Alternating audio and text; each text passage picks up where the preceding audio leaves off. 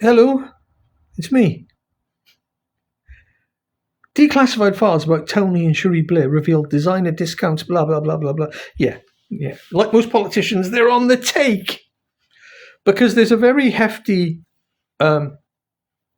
accounts purse that you can dip into. And the higher you are up the food chain, I think you get more. Anyway, none of them are being shy about wetting their fingers, so to speak. 1997, and Tony Blair enters Downing Street as Prime Minister. With the but only after he'd gone in to Murdoch in his, I believe, London offices and said, what is it you need me to do to bring Labour to power? Allegedly. So where does the real power lie? Promise that things can only get better. The new Labour government brought not just I had such hope back then. Promises and a new image in the era what a fool. of Britannia.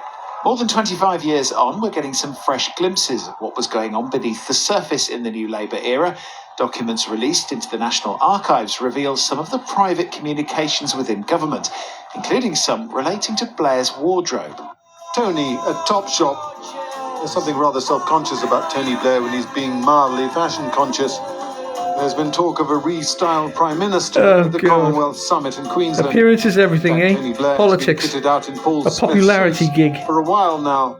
In this document, Tony Blair was advised to pay back thousands of pounds to clothing designers after receiving heavily discounted garments. A friend of his wife, the style advisor Carol Kaplan, negotiated to buy clothes at wholesale rates for the couple. A Downing Street official writes, "We are not arguing that anything has been done wrong, and indeed nothing has. The issue is one of public perception." The concern being that the Blairs... Buying clothes at wholesale isn't a crime. If both parties agree to it, then that's not a crime. What could be like the grey area, I think, is the association the designer might have afterwards. Saying, oh, they're dressing the Prime Minister of the UK or the First Lady of the UK, if I can use that phrase. This is all a bit of a, tinfoil hat time. I need to make a logo for that, don't I? Tinfoil hat time. I think, just my opinion, allegedly, that Tony Blair's wife, Cherie Blair, is a state asset. Was a state asset. As I say, allegedly. And she was Tony's handler. And did I read or hear something about another world leader whose wife was potentially his handler? Obama. No, I don't think so. Allegedly. Received expensive clothes at prices not normally available to the public.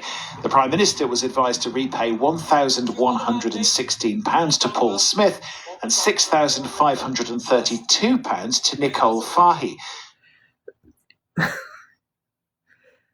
How is it possible to have such expensive clothes?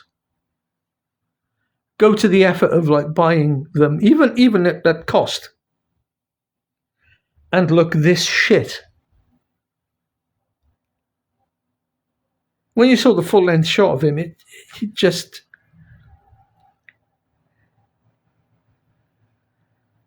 I know it's Labour and you're trying to be a man of the people, but then just go out and buy cheap anyway. The suit lasts just 6 months. Just get another.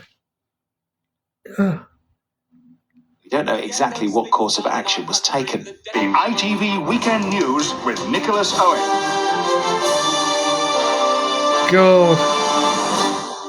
Good evening. The battle for Iraq entered a new phase today as Allied forces extended their control of the country.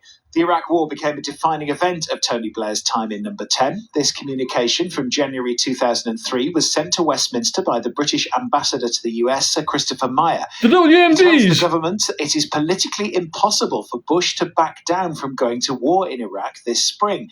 and that President Bush believed that destroying Saddam is a crusade against evil. And now he's got to understand his day of reckoning is coming, and therefore he must disarm voluntarily. I hope he does. Less than 2 months. I thought this was about Tony Blair, Cherie Blair.